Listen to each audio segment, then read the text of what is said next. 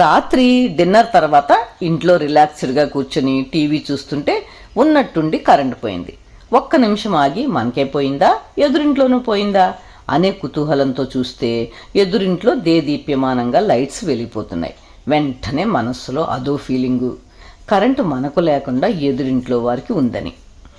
అదేనండి అసలు సమస్య. మనతో పాటు పక్క వాళ్ళకు కూడా కష్టం వస్తే మనిషి సంతోషపడతాడు. మనకు కష్టం, వాళ్ళకు సుఖం ఉంటే మనిషి ఉక్రోషపడతాడు. దాన్నే అసూయ అంటారు.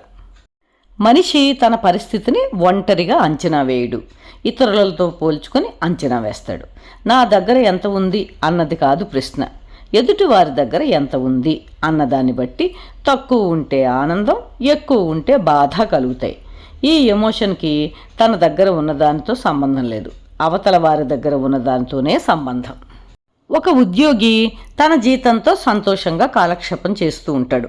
కానీ తన సహోద్యోగికి చిన్నపాటి ఇంక్రిమెంటో ప్రమోషనో వస్తే చాలు, అంతే అతనిలో విపరీతమైన ఆక్రోశం, బాధ, నిస్పృహ ప్రారంభమవుతాయి. ఇలాగే విద్యార్థులకు కూడా తనకి మంచి మార్కులు వస్తున్నా తనకు మించి తన స్నేహితుడికి కొద్దిగా ఎక్కువ మార్కులు వచ్చినా తట్టుకోలేడు. మన జీవితాలలో చాలా బాధలకు కారణం కొరత కాదు, పోలికండి. ఇలాంటి పరిస్థితే మహాభారతంలో దుర్యోధనుడికి కలిగి మహావినాశనమైన కురుక్షేత్ర సంగ్రామానికి దారితీసింది. అక్కడ అతను ఓడిపోయాడు. ఒక్క విషయం గమనిస్తే అసలు అతను ఓడిపోయింది కురుక్షేత్ర సమరంలో కాదనిపిస్తుంది.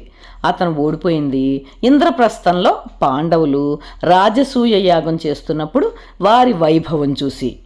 ఆ వైభవంతో సమానంగా తనకు వైభవం ఉన్నప్పటికీ పాండవులకు కూడా ఉండడం చూసి తట్టుకోలేకపోయాడు. ఆ రోజు నుంచి అతను మనశ్శాంతిని కోల్పోయాడు. మనోక్షేత్రంలో అతను ప్రతిరోజు ఓడిపోతూనే ఉన్నాడు. కురుక్షేత్రంలో కేవలం మరణించాడు. బహుశా మహాభారతం మనకు చెప్పదలుచుకున్న గొప్ప పాఠం ఇదేనేమోనండి. మన దగ్గర ఉన్న దానితో ఆనందపడుతూ ఉండే వరకు మనం స్వతంత్రులం. ఇతరుల దగ్గర ఉన్న దాన్ని చూసి మన ఆనందాన్ని కొలవడం మొదలు పెడితే నిత్య నరకం, వినాశనం, అశాంతి, చివరకు జీవితానందాన్ని ఆస్వాదించలేక జీవన్మృతులుగా మారిపోతాం. ఆలోచించదగ్గ విషయమే కదండి.